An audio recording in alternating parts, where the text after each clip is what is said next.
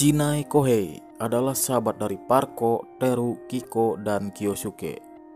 Mereka berlima selalu menghabiskan waktu bersama, seperti mabok, gelut, dan melakukan kenakalan lainnya. Oke, mari kita bahas Jinai Kohei, sang pemimpin Snakehead. Setelah Kyosuke masuk penjara dan Teru, Kiko, Parko yang kembali dari Tuarushi, Kohei merasa jika Parko CS sudah berubah. Kohei merasa heran kepada Kiko yang merasa senang hanya karena mendapatkan upah tambahan sebesar 20.000 yen setelah dia bekerja dengan sangat keras. Kasarnya kerja lembur bagai kuda lah ya. Sementara Parko sedang mengumpulkan uang untuk membeli sebuah mobil pick up yang mana nantinya mobil itu akan digunakan Parko untuk bekerja mengelilingi Jepang.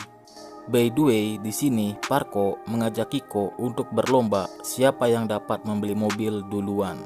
Sementara Teru hanya mengatakan jika dia ingin tetap bersama dengan yang lainnya. Dia ingin setelah nikah nanti mereka berlima berkumpul bersama istrinya masing-masing. Dan tentu saja melakukan pesta.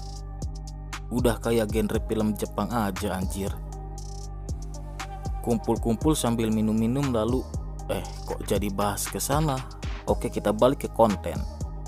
Sementara Kohei sendiri mempunyai cita-cita menjadi seorang yakuza.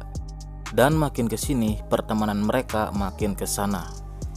Hingga pada akhirnya Kohei memilih masuk ke geng Snakehead. Untuk mencapai cita-citanya, Kohei memilih bergabung dengan geng Snakehead. Buat yang belum tahu, Snakehead itu geng yang didirikan oleh Hacho, anak seorang pemimpin yakuza di daerahnya. Di sini, Snakehead berencana untuk menguasai seluruh kota. Semua geng berhasil ditaklukkan, bahkan Teru pun sempat ditusuk oleh anggota Snakehead. Hal itu membuat Parko meminta bantuan kepada Ryushin. Situasinya makin memanas ketika Parko berhasil membawa bantuan sekali Boya Harumichi, Ryushin, dan Tatsuya. Sempat terjadi beberapa kali duel di antara mereka, hingga puncaknya Boya, Ryushin, dan Tatsuya berhasil mengalahkan geng Snakehead. Buat yang mau lihat cerita lengkapnya ada di video sebelumnya. Oke, lanjut. Setelah pertempurannya dengan Pad selesai, Kohei berencana untuk pergi meninggalkan kota bersama Tetsuji, salah satu orang kepercayaannya di Snakehead. Namun Sonoda mendatanginya dan langsung menusuk Kohei. Hal itu dilakukan Sonoda sebagai pembalasan karena sebelumnya Sonoda dihajar oleh Kohei. Kohei yang kehilangan banyak darah pun mulai kehilangan kesadaran, hingga akhirnya dia wassalam. Kohei seorang yang ambisius. Dia tidak ragu-ragu melakukan hal apapun untuk mencapai tujuannya. Bahkan dia sanggup untuk melawan sahabatnya sendiri. Namun sayangnya, karena ambisi dia yang terlalu besar, dia pun harus berakhir tragis, di mana dia mati karena ditusuk oleh Sonoda. Mengenai kekuatannya, gue belum tahu pasti. Tapi menurut Parko sendiri, Kohei adalah orang yang berbahaya. Bahkan Parko masih membutuhkan 3 Raja Tuarushi untuk melawannya. Selain itu, Kohei juga menang dari Tetsuji, yang mana Boya memasukkan Tetsuji di urutan keempat dalam daftar orang terkuat yang pernah dia hadapi.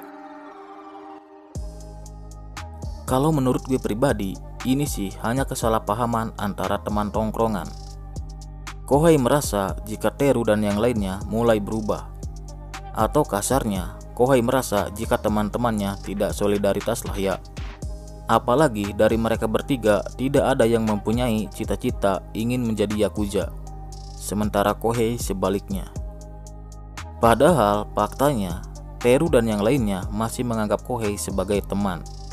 Selain itu mereka juga tidak melarang Kohei untuk menjadi yakuza.